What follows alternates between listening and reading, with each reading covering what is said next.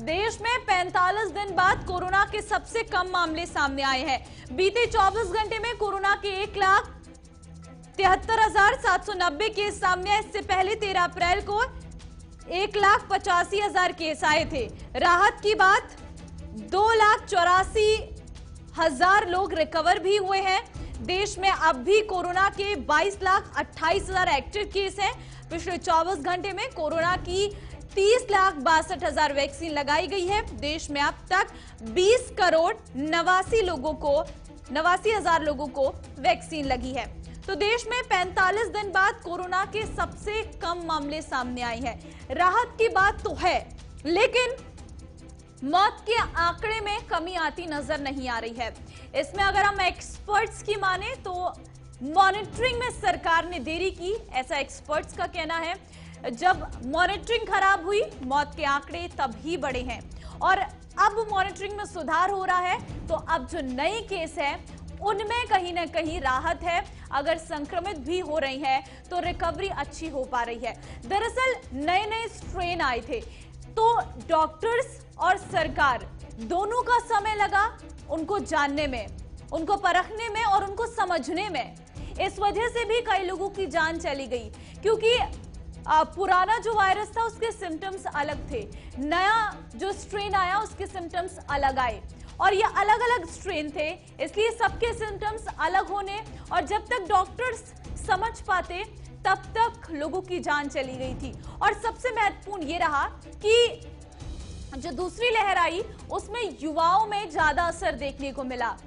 सरकार ने कोशिशें तो नहीं की थी, हम यही कह सकते हैं, क्योंकि अस्पतालों की हालत हमें कोरोना की दूसरी लहर के दौरान अच्छे से देखने को मिली कि अस्पताल के नाम पर सरकार कितना बड़ा धोखा करती है।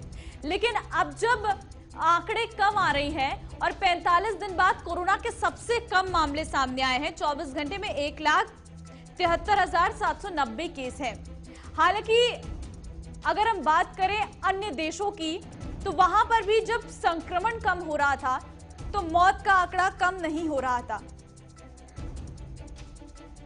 यह सिर्फ भारत की बात नहीं है, ब्राजील में भी ऐसी तस्वीर देखने को मिली थी और अब भारत में जो तस्वीर है, रिकवरी रेट भी काफी अच्छा हुआ है और एक्टिव केसों की संख्या इस वक्त 22.28 लाख बरकरार है। लेकिन 45 दिन बाद ये अच्छी खबर सामने आई है। प्रणय शर्मा इस वक्त हमारे संवाददाता हमारे साथ जुड़ चुके हैं। प्रणय, 45 दिन बाद अब 1 लाख में मामले आए हैं सामने, एक राहत की बात तो है, लेकिन अगर बात हम मौत के आंकड़ों की करें तो उसमें थोड़ी कमी देखने को मिली है, लेकिन उतनी नहीं मिली है जितनी होनी चाहिए थी। क्या एक्सपर्ट्स कह रहे हैं? और अगर हम यही सिचुएशन किसी और देश की तुलना में देखें तो क्या ऐसा अन्य देशों में भी हुआ था? देखिए ममता, दो बातें बहुत ज्यादा महत्वपूर्ण हैं। पहली तो ये कि हमारे देश की अगर हम जनसंख्या की बात करें तो वो दूसरे देशों के वनस्पत काफी अधिक है। यहाँ का पूरी तरह से स्ट्रक्चर अलग है, वैक्सीन का प्रोसीजर पूरा अलग है और बहुत ज्यादा जो कठिनाई है वो यहाँ पे दूसरे देशों की तुलना में अलग है। हालांकि जहां तक ये बात है कि अगर मामले घटते हैं तो मृत्यु संख्या भी घटनी चाहिए, इसमें कोई दोहराई नहीं है और वो घटी भी है। लेकिन ये बात जरूर है कि वो उस तेजी के साथ नहीं घटी जिस तेजी के साथ संक्रमण की दर घटी है, या यूं कहें संक्रमित मरीजों की संख्या घटी है।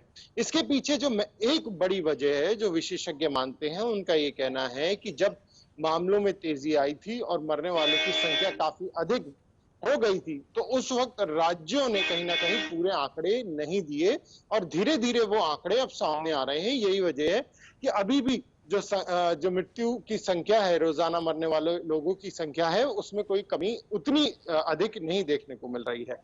अब क्योंकि अनलॉक की प्रक्रिया भी ममता शुरू हो जाएगी और अलग अलग राज्यों में ये शुरू होगी। दिल्ली की बात करें तो 1 जून से शुरू हो जाएगी, तो उसमें भी बहुत ज्यादा सावधानी पूर्वक रहने की आवश्यकता